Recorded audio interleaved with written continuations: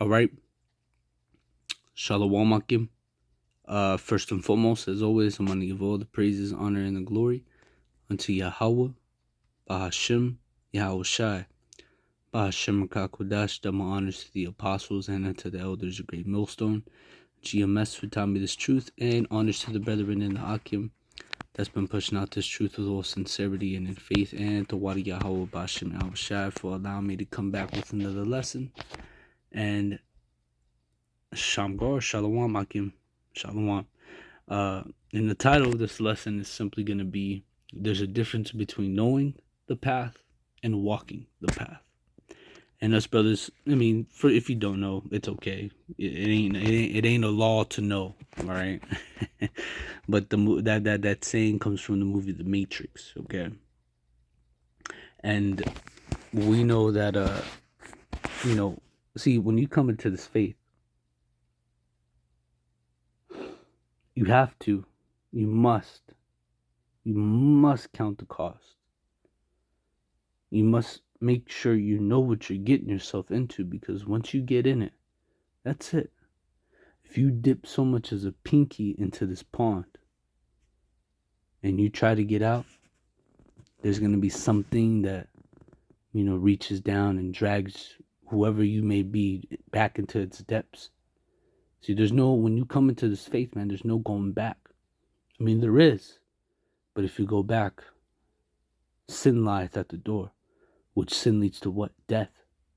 Okay? You run, you die. You try to hide, you die. When you come into this faith, when you come into the truth, this is what you agree to. You've made an oath unto the Most High that you will do His work until the end, whatever that may be. Okay? So there's a difference between knowing it and then walking it. Because you can know it all day, but once you actually start on the path and you do those things while you're on that path, there's two kinds of people in this truth. You have those that are going to deny themselves and take up their cross daily and do those things that are pleasing in the sight of the Most High. And then you're going to have those who are in it and they see it and they're going through the process. And then they look at themselves in the mirror and say, yeah, this ain't for me, I'm going to put my 2 weeks in. But there ain't no such thing as that, you know what I mean? Once you're in this, you're in it, and if you leave and you lose patience, the Most High is going to come and visit you, and in no good way. That's why the scriptures say, that's why the scriptures mention the straight gate, okay? Which the straight gate represents what? The straight gate represents a position or a path of difficulty, all right? Because this power, this truth is it's powerful, and it could get difficult at times. See, but when the going get tough, the tough get going. All right. So when it's tough, man, they stick around. See, but those that fall out, it shows that their lot was to come into this truth, know the truth, fall out, so that the Heavenly Father is justified in being or destroying them. And it's just how the Most High operates. That's just how it is. That's just how it goes. But you need to know what you get yourself into, man. Like counting the costs. This is the book of Matthew 7:13. Enter ye in at the straight gate, and wide is the gate, and broad is the way that leadeth to destruction, and many there be which go in their threat. See? So, knowing this, you gotta go in by the straight gate, man. There ain't no, shortcuts in this, man. You gotta do it the right way.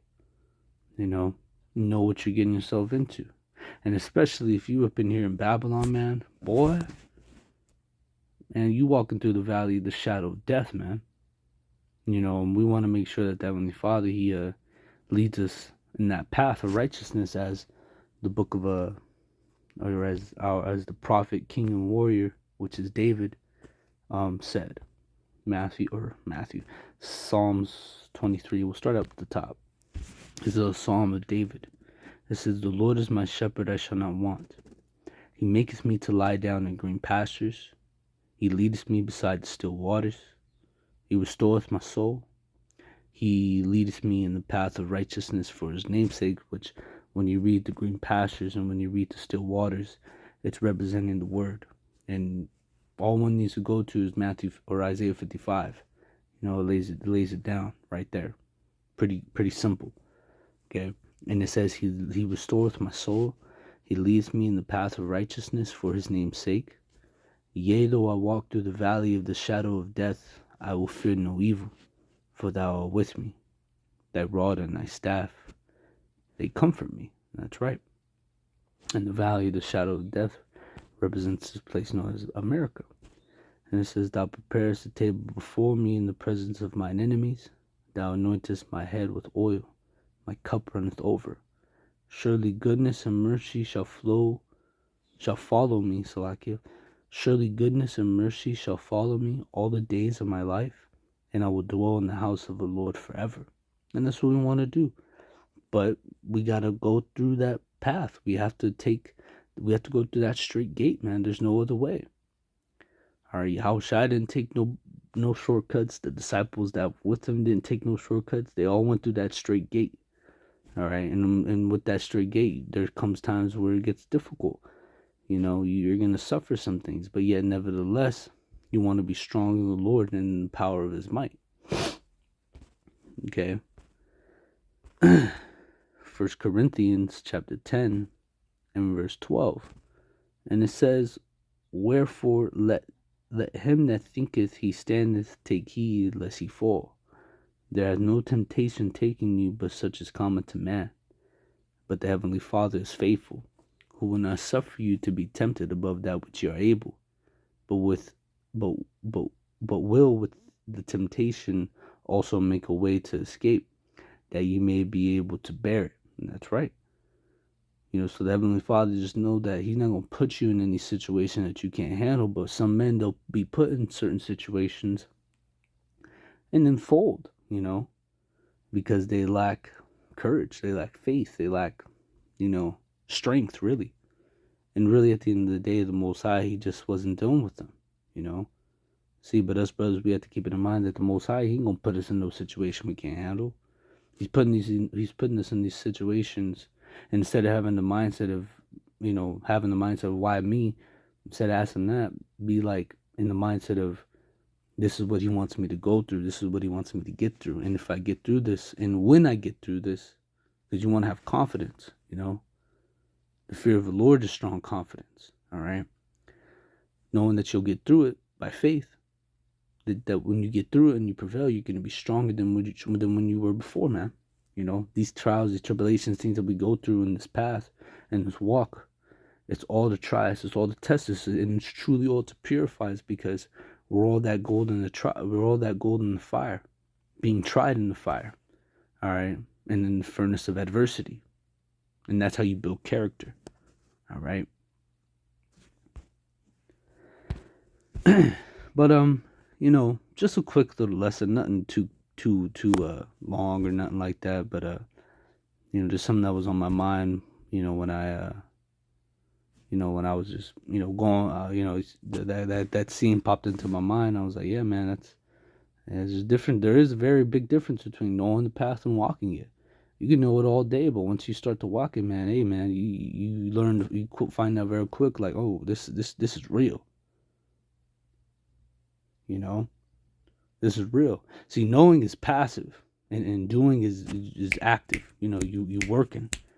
You walking that path allows you us to grow by facing challenges and things in which the Heavenly Father has set up along the way. But see, they're all there to sharpen us. Iron sharpens iron, baby. But I'm going to go ahead and end it here through the Spirit. I pray this lesson was edifying, exhorting, and comforting.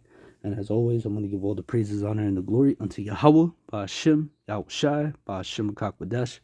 Double honors to the apostles and unto the elders, great millstone, GMS with timeless truth.